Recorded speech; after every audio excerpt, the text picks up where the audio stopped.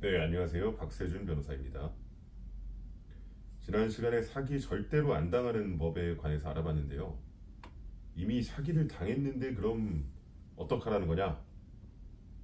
그럼 이제 소위 인실조를 해야겠죠. 인실조타는 방법 두 가지가 있습니다. 이제 민사소송과 형사소송, 크게 보면 이렇게 두 가지로 나뉘는데요. 이제 많은 분들께서 민사소송과 형사소송의 차이를 잘 모르셔가지고 간단하게만 좀 짚고 넘어가 보려고 합니다. 먼저 민사소송부터 얘기를 해볼게요. 민사소송은 쉽게 말하면 돈 달라는 거예요. 이제 돈이 아니라 뭐 등기 청구를 하는 경우도 있고, 또 뭐 물건에 관한 청구를 하는 경우도 있고, 또 뭐 확인을 하는 확인 소송을 하는 경우도 있고, 또 경우에 따라서는 비재산적인 이제 소송을 하는 경우도 있긴 있지만, 통상 그냥 돈 달라고 하는 거다라고 이렇게 이해를 하시면 충분할 것 같습니다. 비단 이제 사기당했을 뿐에 이제 국한되는 것은 아니고요. 사기당하신 경우 외에도 이제 내가 상대방과 계약을 체결을 했는데 상대방이 그에 따른 대금이라든가 이런 것을 안 주는 경우, 뭐 또는 내가 돈을 빌려줬는데 안 갚는 경우, 통상 어떤 식으로든 내가 이제 재산적인 청구를 상대방에게 할 때는 이제 민사소송을 하신다고 보시면 돼요.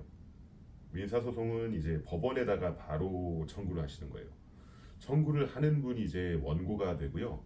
청구를 당하는 사람이 피고가 됩니다. 그래서 법관인 이제 판사들이 결과적으로 이제 이걸 쫙 들여다본 다음에 이게 돈을 주는 게 맞다 아니다 이렇게 판단을 하는 거고요. 그러면 이제 판결이 납니다. 일단 소송을 제기하는 원고가 나를 상대로 일단 제기를 했으면 나는 싫어도 일단 소송에 끌려 들어갑니다. 소송의 피고가 됩니다. 내가 갚을 돈이 없다고 생각하면은 소송에 나가서 싸워야 되고요. 그냥 무시하실 수가 없어요. 그냥 무시하면 바로 져버려요. 무변론으로 판결을 내릴 수도 있고 자백이 간주가 될 수도 있습니다. 이런 경우에는 내가 일단 소장이 우리 집에 날아왔다. 그럼 무조건 이제 출석하셔서 싸우셔야 된다. 이렇게 생각하시면 될 것 같습니다. 그리고 이제 형사소송, 이게 사실은 더 친숙하실 거예요. 대부분의 사람들에게는. 이제 보통 고소한다, 고소미 먹인다, 뭐 이런 말씀들 많이 하시는데요. 형사소송은 이제 민사소송이랑 달리 저 나쁜 새끼니까 처벌해 주세요. 이렇게 이제 수사기관에다가 요청을 하는 거. 이제 그게 이제 형사소송의 단초가 됩니다. 소송은 법원 단계에서 이제 이루어지는 절차이지만 처음 이제 이 형사소송을 시작을 할 때는 통상 고소 아니면 고발 아니면 신고 이런 절차를 통해서 그 혐의를 특정하고 그 상대방에 대한 수사를 이렇게 촉구를 하게 됩니다. 그럼 수사기관인 경찰서나 검찰청, 요즘은 거의 대부분 경찰 사건이라고 보시면 돼요. 예전에는 검찰에다가 이제 직고소를 하는 사건들도 많았는데 지금은 이제 수사권이 독립이 돼가지고 중대범죄들을 제외하고는 대부분 경찰에서 먼저 수사를 하게 됩니다.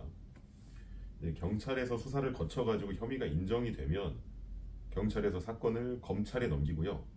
그걸 송치라고 하고요. 이제 송치된 사건은 다시 검찰이 확인을 해서 재판부에 넘깁니다. 그걸 기소라고 합니다. 그러니까 이게 아마 뉴스 같은 데서 보면은 뭐 송치, 뭐 기소, 더 나아가서는 구속, 체포 이런 용어들이 굉장히 혼재돼서 사용이 되다 보니까 좀 헷갈리실 수가 있어요.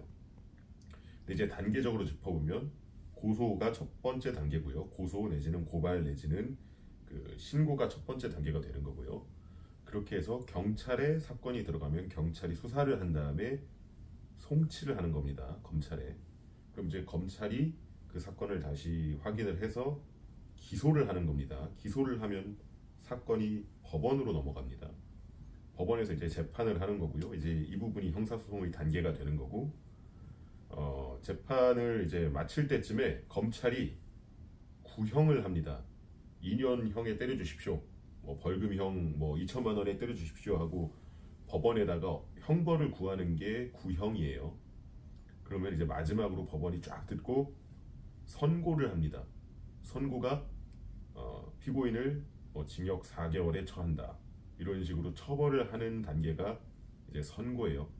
그럼 이제 선고가 돼서 확정이 되면 그러니까 항소를 해서 이제 2심으로도 대법원으로도 넘어갈 수가 있지만 이제 그런 절차를 거치지 않는다는 전제하에서 이제 사건이 확정이 되게 되고요.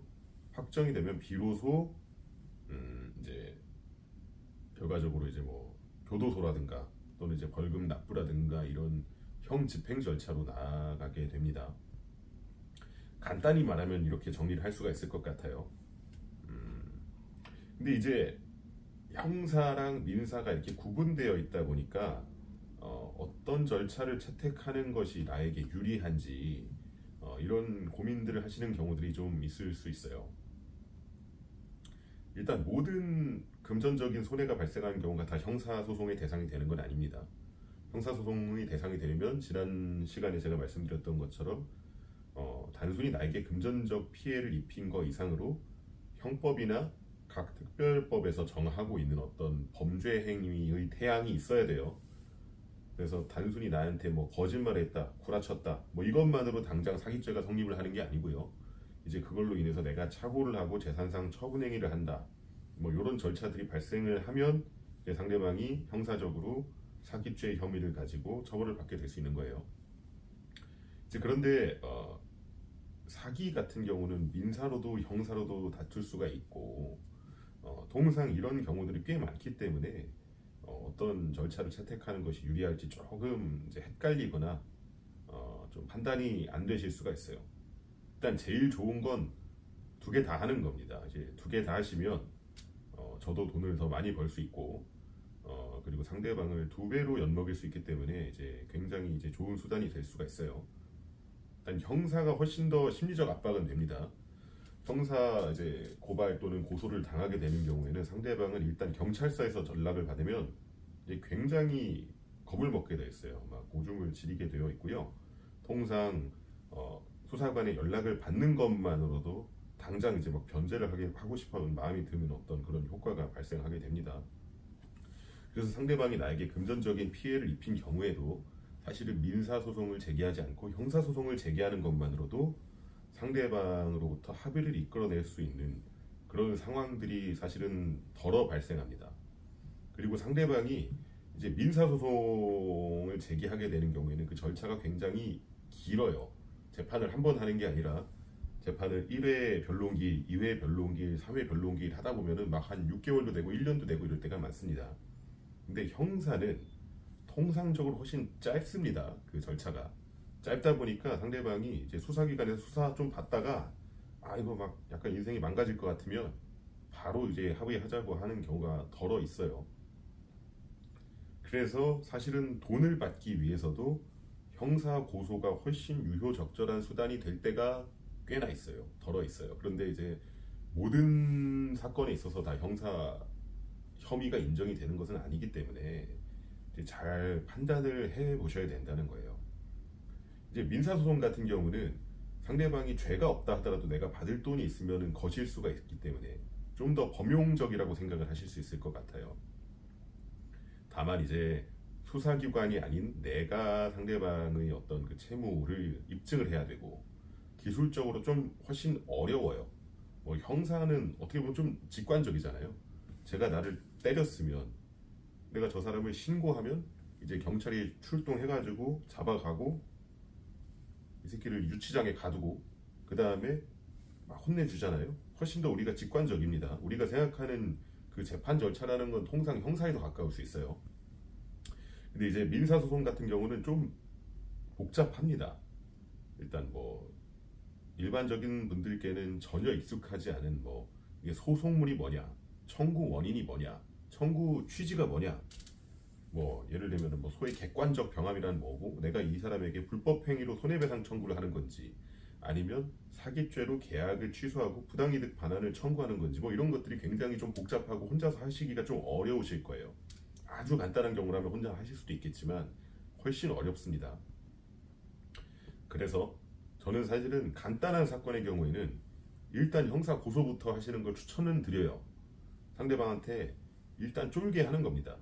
민사는 조금 천천히 하시더라도 이제 애초에 금액이 크거나 상대방이 작정하고 해먹은 거여가지고 자기 재산을 다 빼돌릴 준비가 되어 있는 그런 상황이 아니라면 형사 고소부터 하면 일단 상대방이 좀 막 이렇게 질질 짜면서 옵니다. 그러면 이제 그 단계에서 이제 우리가 합의를 보시는 편이 사실은 상당 부분 유효해요.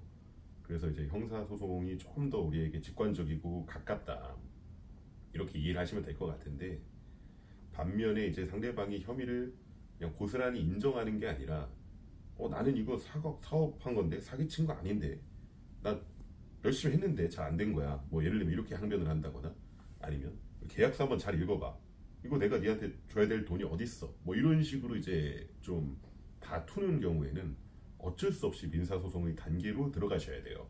그리고 이런 경우에는 민사소송을 제기하시는 것뿐만 아니라 많이 들어보셨을 건데 뭐 가압류, 가처분 이런 거를 통해서 상대방이 재산을 빼돌리지 못하도록 미리 막아두셔야 합니다. 그러니까 이런 절차들을 어떻게 선택해야 될지 좀 헷갈리실 수가 있어요. 헷갈리실 때는 아까 말씀드린 것처럼 일단 두 개 다 한다라고 생각하시면 되지만, 좀 러프하게 제가 설명을 드리자면, 단순하고 상대방이 나한테 이제 잘못을 한 거, 혐의가 분명한 거, 그러니까 상대방이 진짜 개새끼다 이런 경우라면 형사소송을 하시는 게 맞고요. 그게 아니라 좀 애매하다, 막 계약서 내용도 좀 복잡하고 이게 내가 봐도 뭔지 잘 모르겠다, 그런 경우라면 이제 시간이 좀 걸리시더라도 천천히 이제 민사소송을 진행을 하시면서 형사도 병행을 하시거나 이렇게 하시는 게 유리하실 거예요. 예, 일단 뭐 오늘은 이거는 간단하게 이제 형사소송과 민사소송의 차이, 그리고 우리가 어떤 것을 채택해야 되는지 이런 거에 대해서만 이제 알아보는 시간이기 때문에 이렇게 간단히 정리를 하고, 이제 차후에 조금 더 구체적으로 민사소송 이제 준비하시려면 어떻게 하셔야 되는지, 형사소송 준비하시려면 어떻게 하셔야 되는지 뭐 하나하나 이렇게 조금씩 팁을 제가 한번 정리해서 또 드리도록 하겠습니다. 예, 감사합니다. 여기까지입니다.